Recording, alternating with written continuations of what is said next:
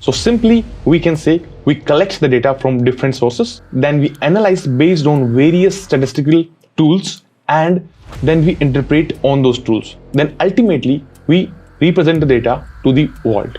So in measure of central tendency, we have few terms.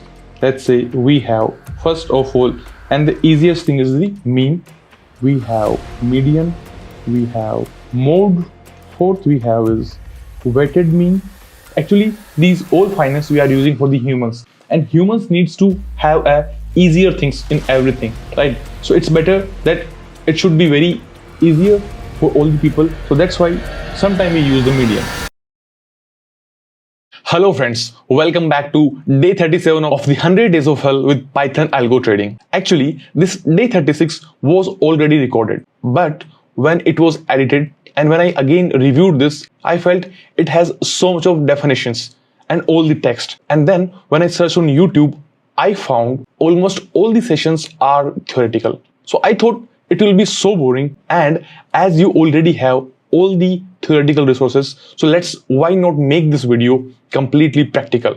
Why not give you all the real life examples, and I will try to explain this mathematics part as I'm teaching to a complete kid, because I know that how much I struggled in my childhood in the mathematics part. Even my maths teacher in 9th class clearly told me that Kuldeep, you will not pass in any of the mathematics exam in your future. He clearly told me. I even remember his name. I even remember all the words he said. And I even remember at which place and at which position he was and I was standing. So, you know, sometimes some things get cemented in your brain forever. So that is the one incident I completely remember.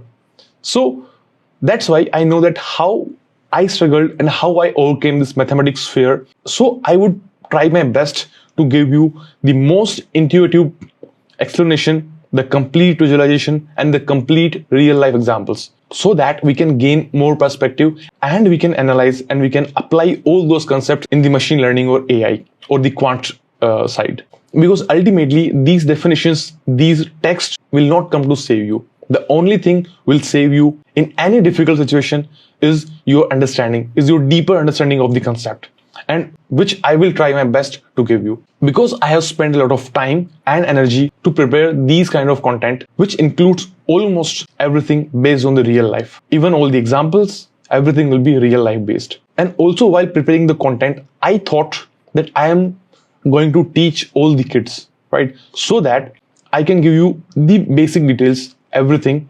There is a possibility that I might not explain you the exact definition, but I promise that you will get the core depth of that particular topic. That's my promise. And one more thing, that on this coming weekend, I will make a Q&A session in which I will try to answer all your queries. So for that, what you can do, you can just respond to the Instagram story where you can post all the questions you have in your mind, and I would happy to help you with all your queries. So with that being said, let's get started with the statistics part for the kids. Okay, before that, let me tell you again that how we're gonna proceed in this mathematical section. So what we will do, first we will cover the statistics, then we will proceed for the probability, and then we will cover the linear algebra. And if you also want me to cover any other topic, let me know which is important, but we will cover most of the important topics. Okay, so now let's start with the statistics. So let's first of all understand what is statistics. Statistics is the science of collecting, analyzing, interpreting, and representing the data. Means, first of all, we will collect the data from anywhere. Let's say we download the data from the exchange, then we analyze, we perform various operations on the data, right? Then we interpret based on the analysis that what is happening here. Then based on our understanding, based on all the stats, we represent it to the world. So simply we can say we collect the data from different sources, then we analyze based on various statistical tools, and then we interpret on those tools. Then ultimately we represent the data to the world. For example, we analyze the historical stock prices, we analyze the market sentiment, or we analyze the market volatility, that how much the market is volatile, how much it is going up and down. That is the basic understanding of the statistics. So we have seen the statistics, right? Statistics. So what is this? It is collect, analyze, interpret, and represent, right? Then we have various parts of statistics. The one we have is descriptive, and another we have is the inferential. So the words clearly says descriptive means it describes the data, right? When it looks to the data, what it can describe, that how it is looking, what is the size, what is the length, what is the width. So let me tell you. For example, when you visit any market that is crowded, so if it is more crowded, all the shops are filled with so many people, then you can describe that today the market is more crowded, and because of that there is more traffic congestion, and because of that also the price of all the items is little bit more than the usual days, right? So means you can describe by looking at any event or any data, that is a description, and based on that data what you can infer about other places, right? Currently you are in one market, right? Means you can also interpret, or you can predict that maybe on the next Sunday also at the same time we will get this crowd again, and the price and traffic will be more, right? Means you have multiple markets in city, like 10 markets, and based on one market you are predicting or you are interpreting that what can happen in the future. So let me tell you a few more things. So what is happening here, we have two types of statistics, right? One is descriptive, another is inferential. Correct? Okay, now let's come back to the quant part. So descriptive means you have a data, and based on the data you can describe it. You can find the sum of the closing prices, you can find the mean, you can find mode, you can find standard deviation. Like there are various parameters you can find in the descriptive, and you can describe that what is the sum, what is the mean, what is the mode, what is the median of this data, and there are multiple things, right? In description means you can simply describe that what is the current state of this data, right? Means you collected the data in past and now you are describing this, correct? Similarly, we have inferential statistics. So in this what happens, you will predict or you will interpret the future events. In this what happens based on the current sample data, or we can say, right? Okay, now when we have the sample, let me tell you a few more keywords. Before that, I will write here that inferential, you predict or you interpret. If you need the proper definition, or you want any recommendation of books, please let me know in the Instagram. I'll try to post all the resources, okay? So when we talk about the inferential, the data is sample data, right? Like it can predict or interpret on the sample data, but this descriptive statistics works on the population. Okay, now we have these two new words. One is population and another is sample. These words are also very like real life words which we use every day, but let me tell you a few more deeper insights in this population and sample, right? So for that, what we will do, I'll write here, okay, this is the part of, like you can say this one for now. So we have population and sample. Okay, so let's again get back to the example of market. So for example, in your city you have 10 markets, 10 big markets, right, in your respective communities. So the total 10 markets can be considered as the population, and only a single market can be considered as the sample. Or let me give you another example that is more real life. So you must have seen the elections everywhere, and after the elections and before the results, what happens? All these media houses or all the social media news reporters, they go to different areas and they ask people that which party will win or which party you have voted, right? So it is highly possible that they cannot go to everyone and ask the same question. So what they will do, for example, in your city you have 100 areas, so they will go to all the 100 areas, and let's consider that in each 100 area the population of one area is 10,000 people, right? So they will go to all the 100 areas and they will ask 10 people from each area. So in total they are going to every area, but they are asking only 10 people, and even that also they will try to take the random people, right? They will not go to any certain group of people and they will ask all the questions to same group of people. They will go to various places in the same area, they'll ask to male, they will ask to female, they will ask to young persons, they will ask to business persons, they will ask to students, they will ask to like various categories, right? Not a single category, right? So you can say population means, right, the all people or the complete data set, right? Sample means the subset of the data set, right? Let's say here we have 100 areas and in that we have 10k people, right? So here they will take sample from every area, 10 persons. Okay, so now let's understand some key things which we need to keep in mind while taking samples. Okay, so the first thing is that it should be completely random. You should not have any bias, right? Before asking any person, it should be completely random. Then there should be a sufficient size, right?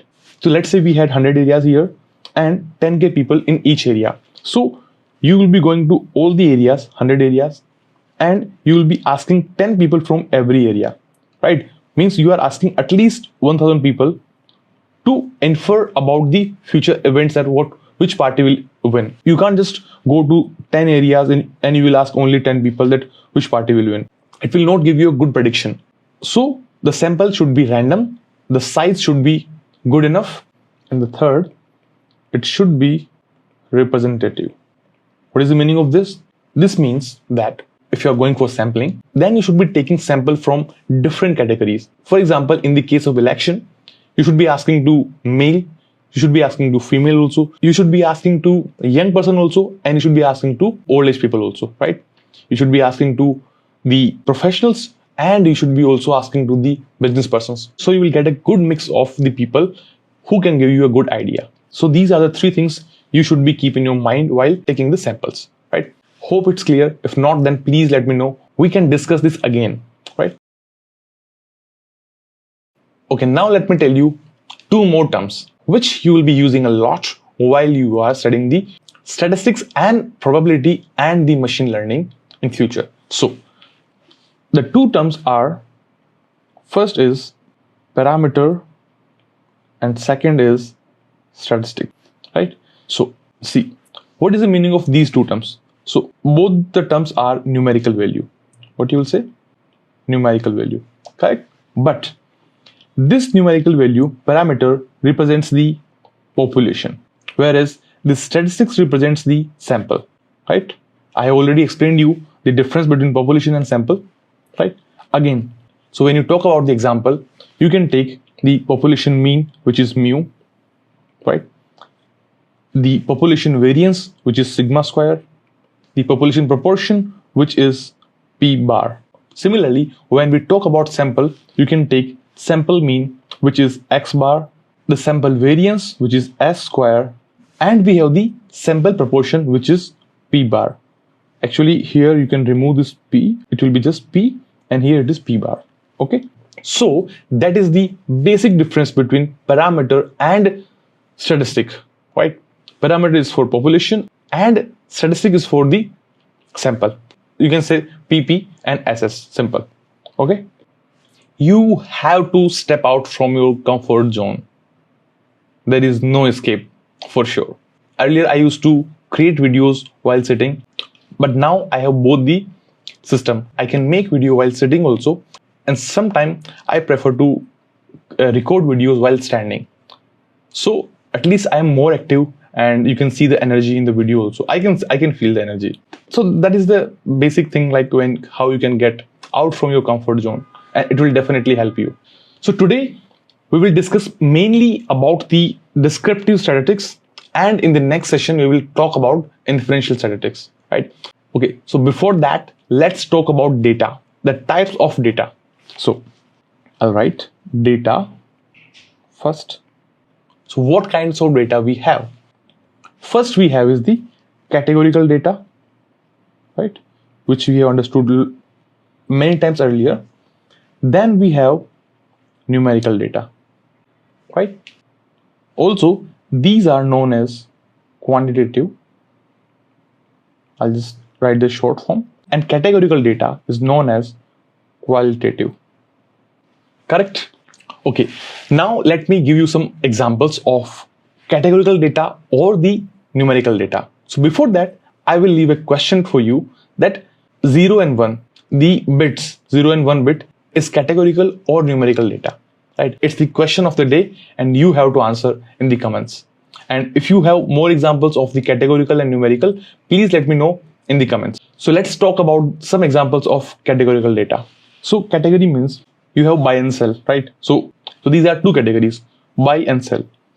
And when we talk about the numerical, you have at which price you bought. Let's say you bought any stock at 500, you bought at 600. So these are numerical values, right? Now in categorical and numerical also we have subcategories. So let's understand those also. So in categorical you have one is nominal data and another is ordinal data, correct? Similarly, in numerical you have discrete data and you have continuous data. Okay, let's first understand the nominal categorical data. Nominal data means there is no order. It is unordered. For example, this buy and sell. It is one of the example of nominal data, right? Let's say the colors, red, blue, orange, these all are nominal categories. Also day and night. Also hot and cold. Means there is no specific order. Let's say for example, you have day, night, hot and cold. This is nominal categorical data. Similarly, for ordinal, you have a specific order. For example, you can say good, better, right? Or best. There is a specific order, right?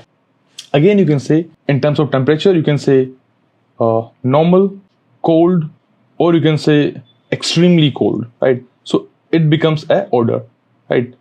Means now you can divide this temperature in the orders. But here you can just say hot and cold means there is no order. But in this, you can say it is currently normal temperature, or you can say it is cold, or you can say it is extremely cold. Means there is a specific order.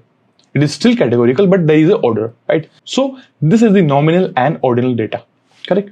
Now let's come to the numerical data in which we have discrete and continuous data. So when we talk about the discrete qualitative data, you can have examples like the number of students in a class, the number of workers in a factory, or you can say the total runs in an hour.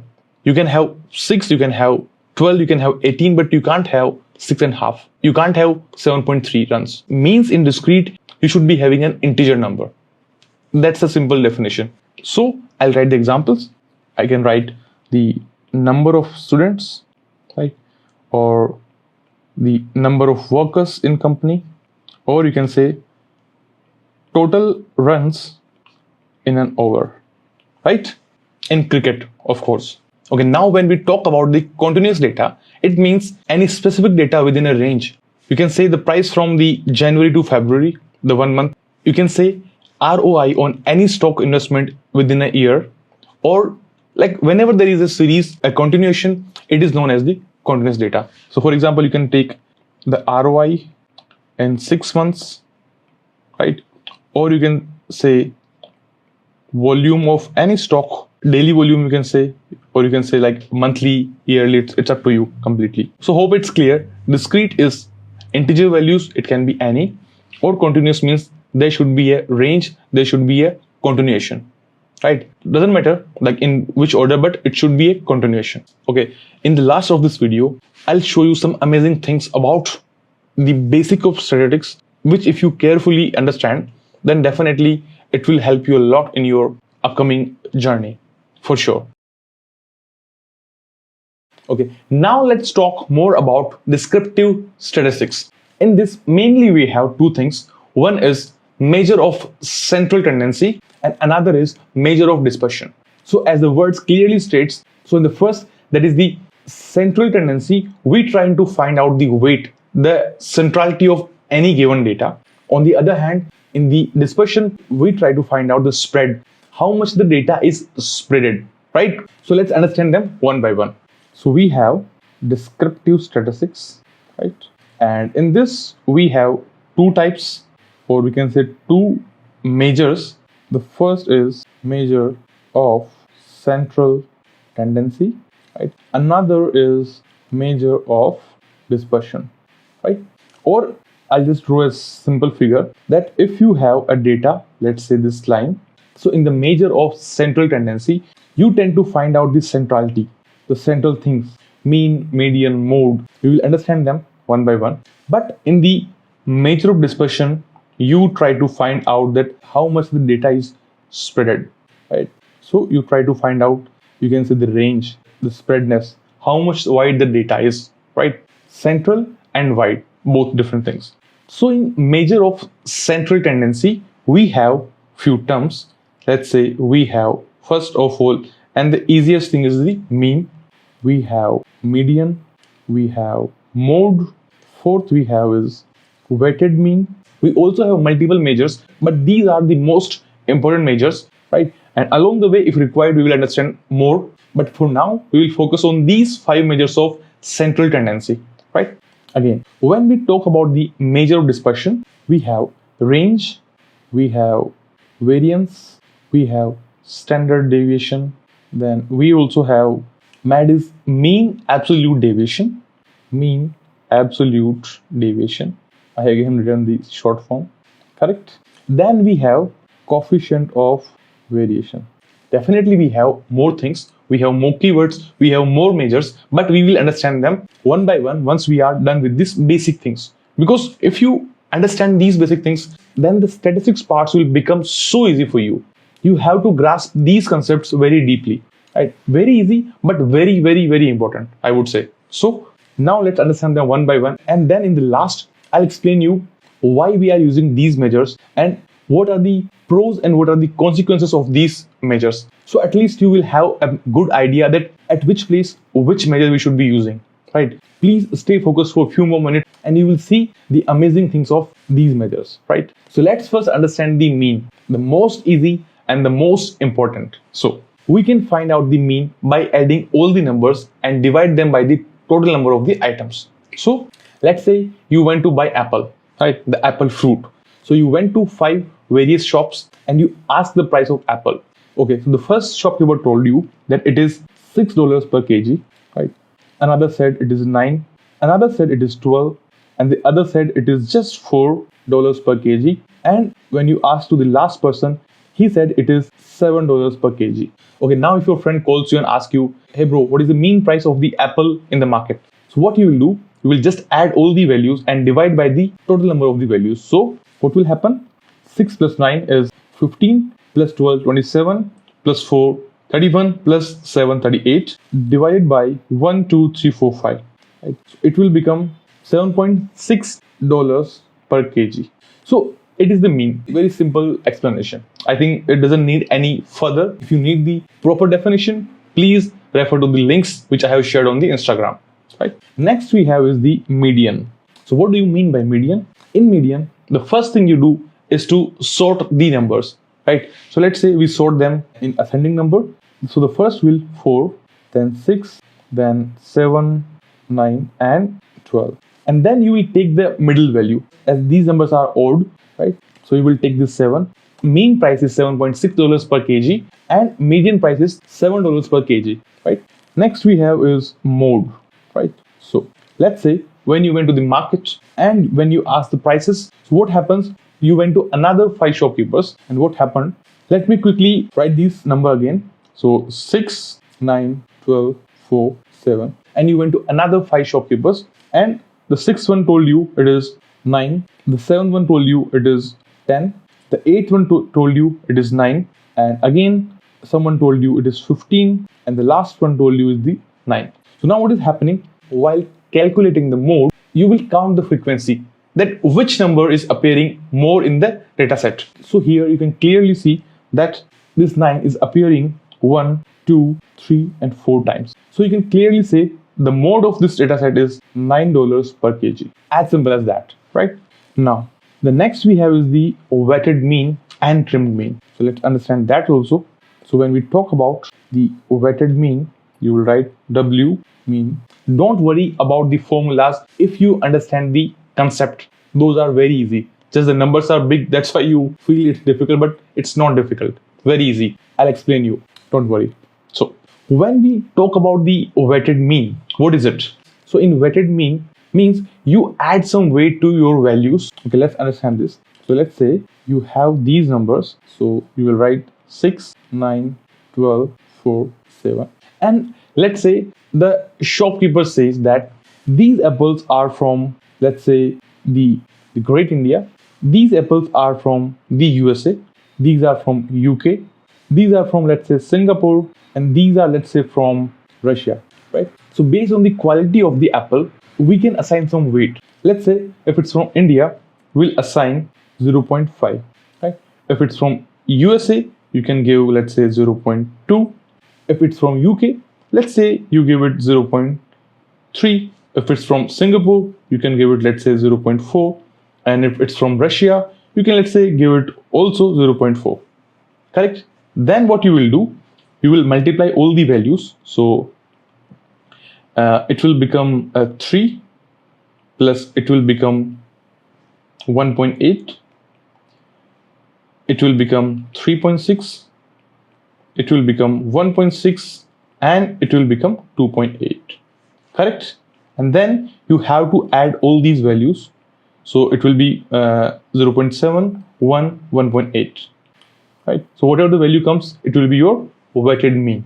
Hope it's very clear why we assign the weight. So in terms of machine learning, what we do when we apply different kind of algorithms, and based on the score or based on the efficiency, we apply some weight on the values and then we find out. We'll understand them thoroughly in the upcoming videos. Don't worry about that. For now, just understand the crux of this topic. That's it.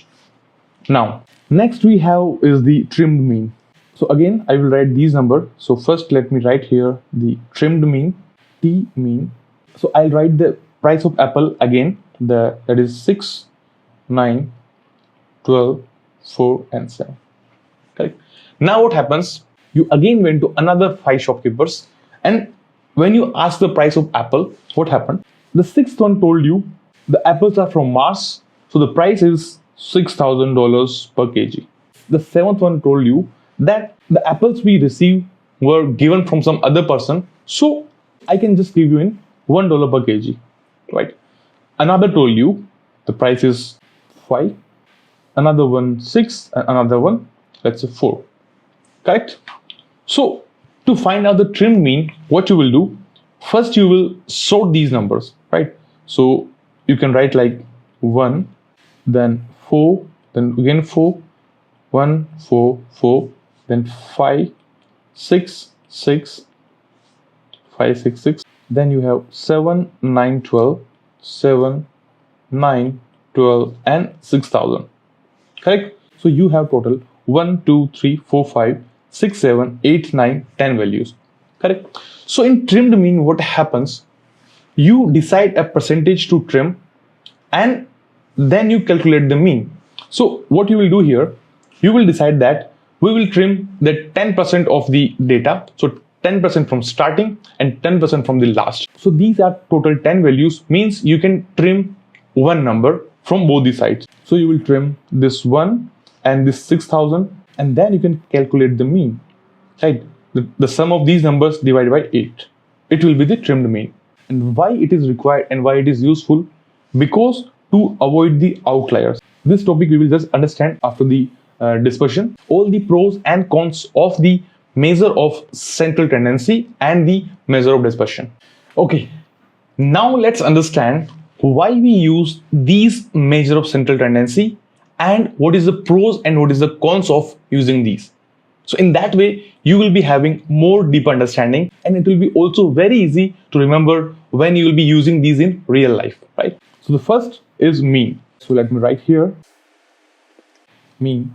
So first of all, why we use this? So in terms of quantitative finance, we use it to find, let's say, the average prices, right?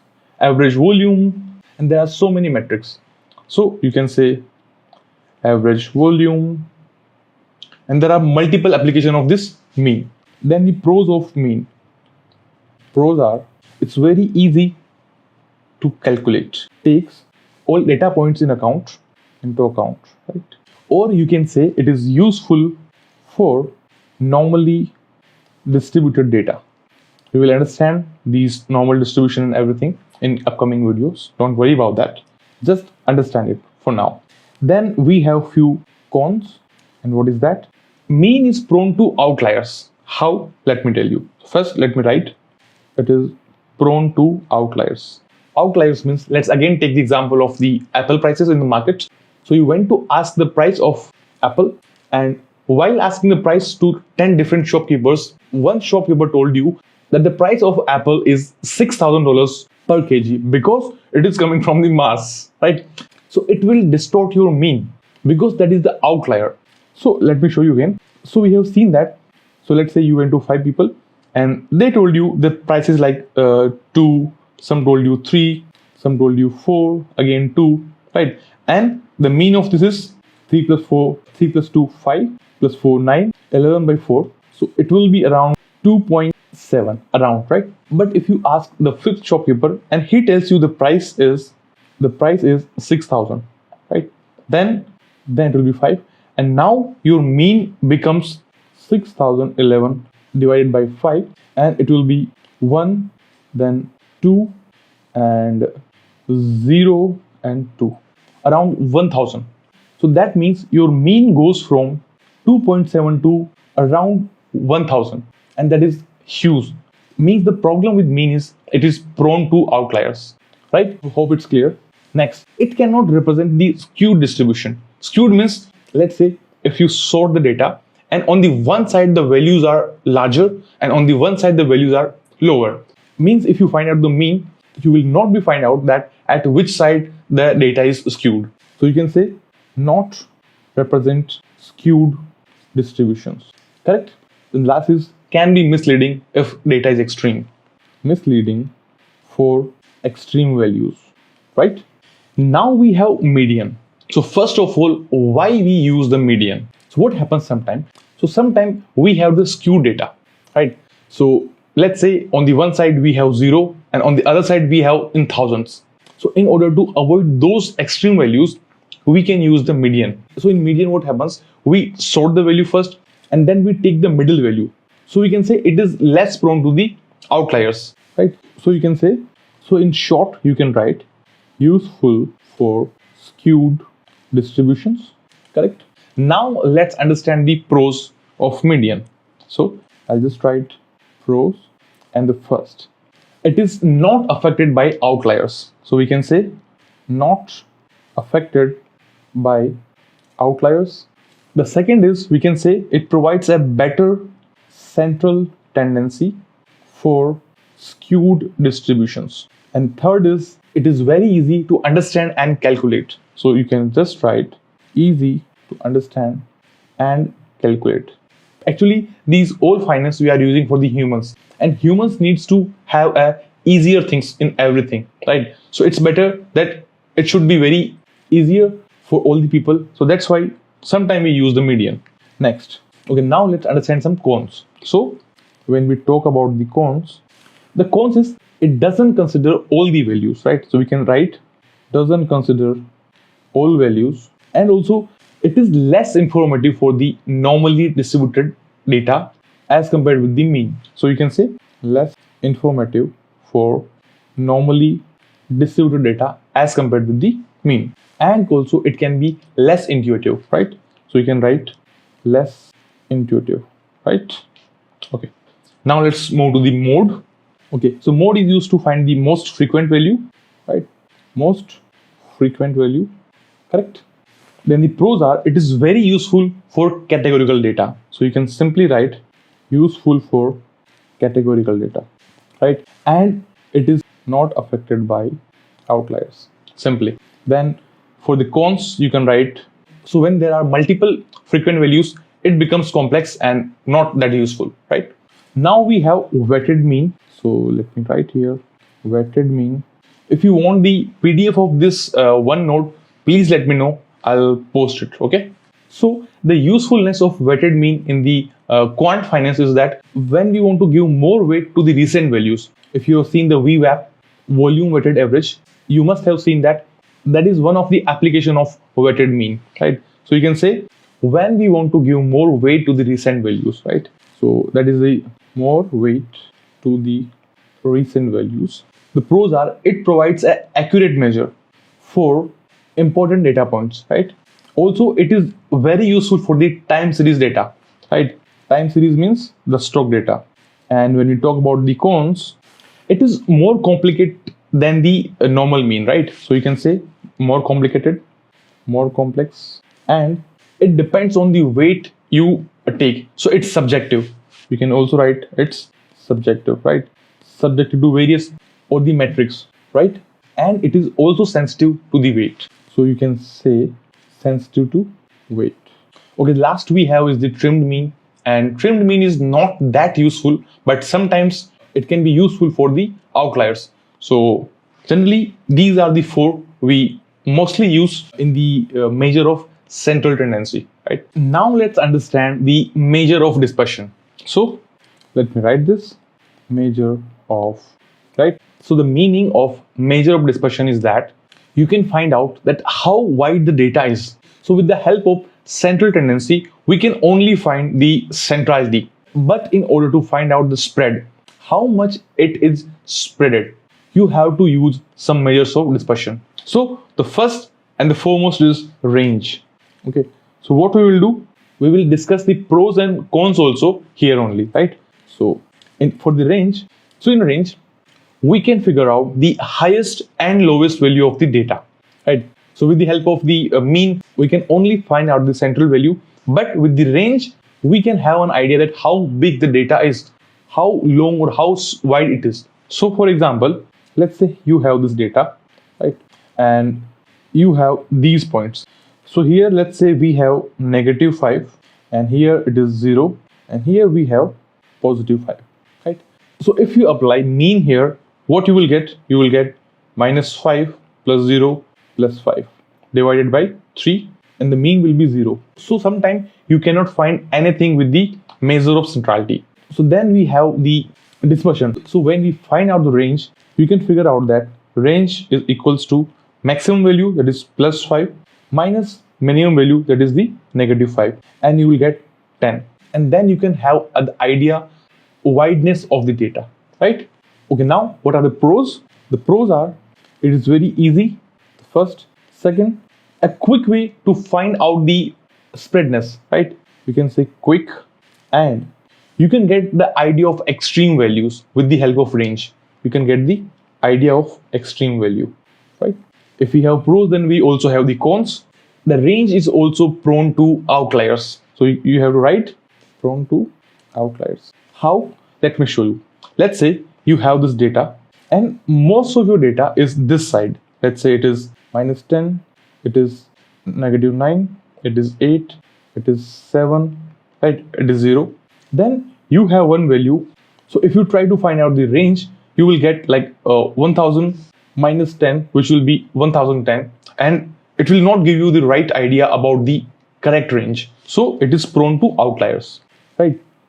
Next, it doesn't provide the information about the distribution of the data within the range. How? Let's say if we find out the range, so we will get only the value 1010, but we will not be able to find out the distribution of data, because here all the data is distributed in this side, but we can't find out with the range. So you can say no info about distribution, correct?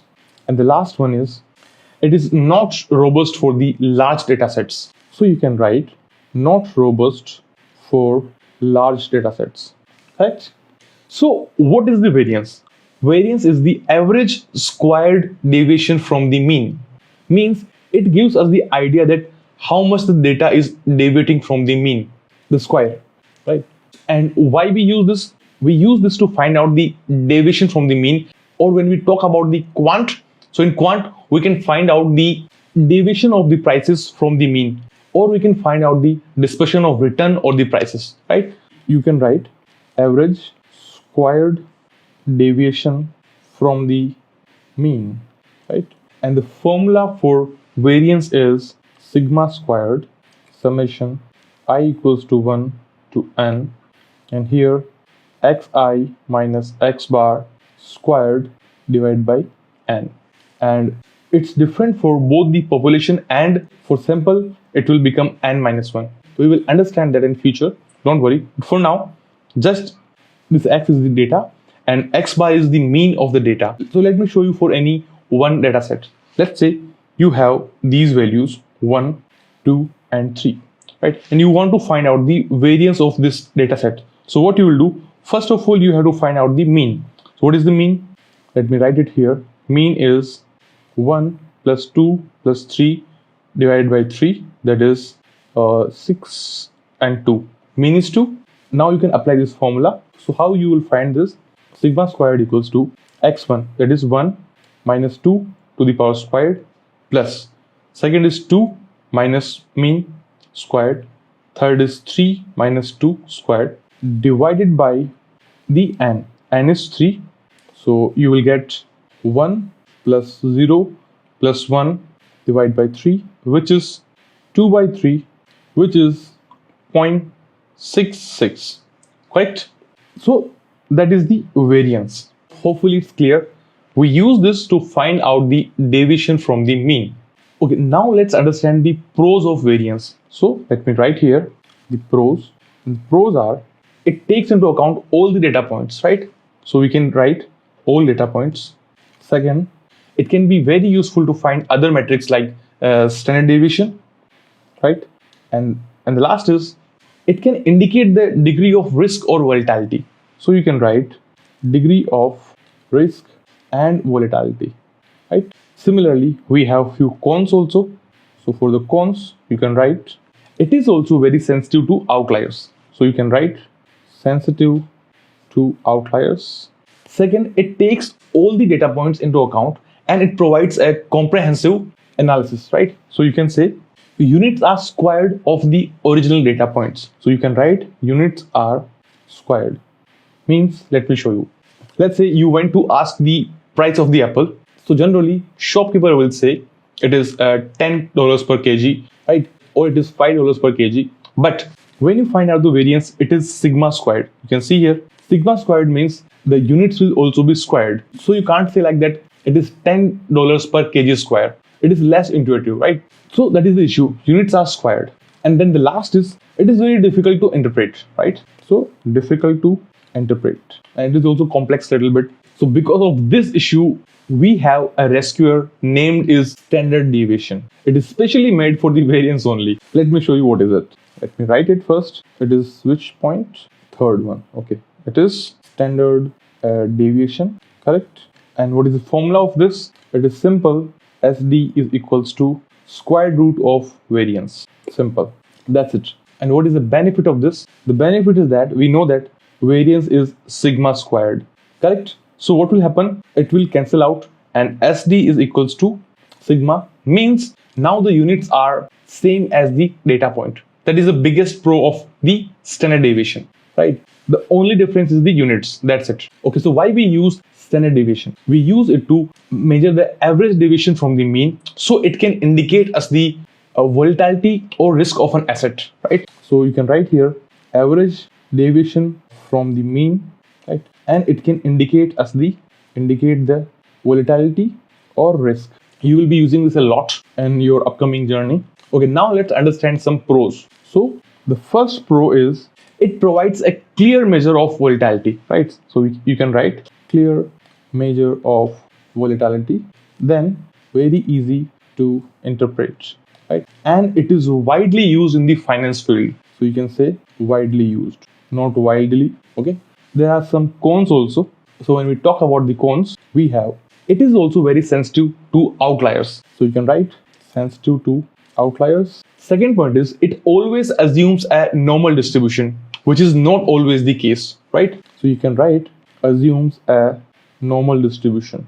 And the third is, it can be also misleading for the skewed distributions. So you can write misleading for skewed distributions. Next is coefficient of variation. Let me write it.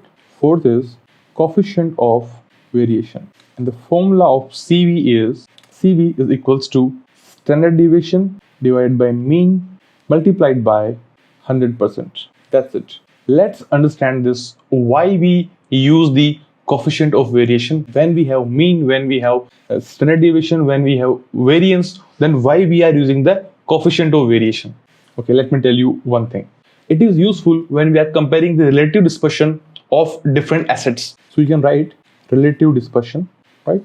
of different assets. Basically in the quant trading, I'm talking about that. Then let's understand some cons of this, and then we will take an example to make you more understandable, right? So the cons are, it standardizes the measure of dispersion, so the comparison becomes easier, or you can say the comparison between two columns in a data frame. So you can write it standardizes the measure of dispersion. Then it is very useful for comparison in the risk of assets with different means. So you can write risk of assets with different mean.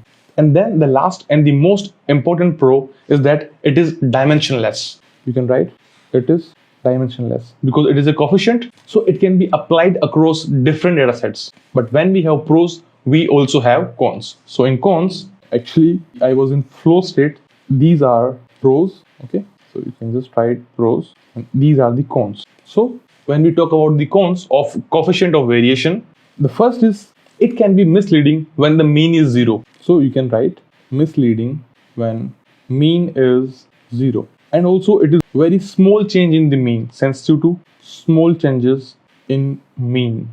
So that was the coefficient of variation. Okay, now let's take one example. For example, you have two stocks. So the daily return of, let's say, Bitcoin, and you have another data frame which tells you the daily return of Ethereum, right? Well, let me write it BTC or ETH for simplicity. So I'll write here just BTC and here ETH, correct? So in BTC, let's say you have the daily mean return of BTC in dollars and daily mean return of ETH in dollars. So let's say you have 4-5 days, like you have 200 on one day, you have 300, you have 100, you also have 400, and one day you have 500, right? Daily mean return. Similarly, when we talk about the Ethereum, let's say you have 20, 30, 10, 40, and 50. Now, if you want to compare these, you can't.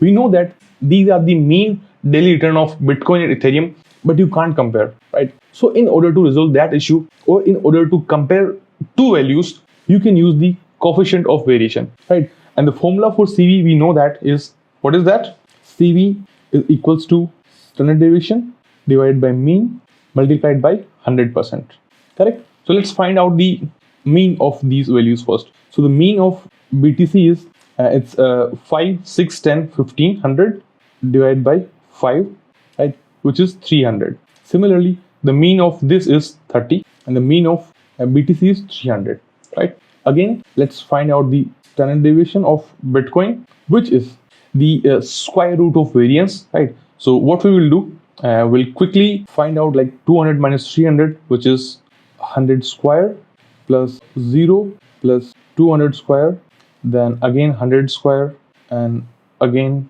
200 square, right? Divided by 5 and square root, correct? Simply, I'll write here BTC, the ST, and similarly SD of ETH here, which will be 1 square plus 0 plus 2 square plus again 1 square plus 2 square, correct? And divide by 5.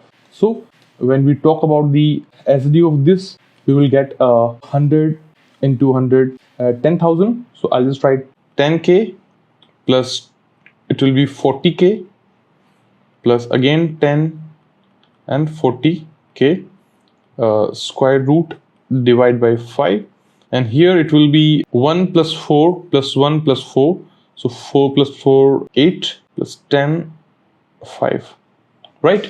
Now you can just add these values, so it will be again 100k by 5, and when you find out the square root, it will be 10 by 5 and it will be 2, right? The standard deviation of this will be 2, and similarly when you find the square root of 10, and it will be around 3.16 divided by 5, and it will be around 0.6, right? The overall value, right? So we can say the mean of BTC was 200 and standard deviation was 2. Similarly, the mean of Ethereum was no, it was 300, right? Okay, 300, and mean of Ethereum was 3, and SD is around 0.6, right? So when we find out the CV of this, it will be 300 upon 2 into 100 percentage. And similarly for Ethereum, it will be 30 divided by 0.6 into 100 percentage, right? So it will become 150 into 100, and it will become 50 into 100. Correct? Now I guess it becomes so easy to compare both the values. It will be a coefficient of variation, and actually we did a long calculation. It was not needed actually, but still you get the idea, right? So okay, then we move to the last part, which is MAD, which is, let me write it, fifth is MAD, which is mean absolute deviation, right? And the difference between MAD and the variance is a very simple difference, that in this we use the mode, right? In mean absolute deviation we use the mode. Let me show you how. So we have the formula which is I equals to 1 to n, and here we have xi minus x bar. In variance we use square, but here we use the mode. Let me show you how. We use this mode, right? Divide by n, and that is the main difference. In variance we use square, and here we use mode, right? And the pros of this is it is less prone to outliers. It is less prone to outliers. And when we talk about the cons, it is less sensitive change in data distribution. And now it's clear. Just go through once again with all the part, and if you want any theoretical part that is not required, but still if you want, please let me know. I can provide you the resources for that. And in this session I try to cover all the things from very scratch. So once we build up, then you will feel so powerful. You will feel that everything is very easy. Just the formula looks scary, but those are not scary. It's very easy. I'll show you. So in the upcoming videos we will discuss all these things on the Python, and we will also discuss the graphs of univariate, bivariate and multivariate analysis. So it's gonna be very, very important, and the initial topics, right? And it's really gonna help you. Okay, if you have any doubt, please let us know in the Telegram, Instagram or comments. Yeah, that's it for the day. We'll see you in the next video. Until then, bye bye, take care, have a nice day.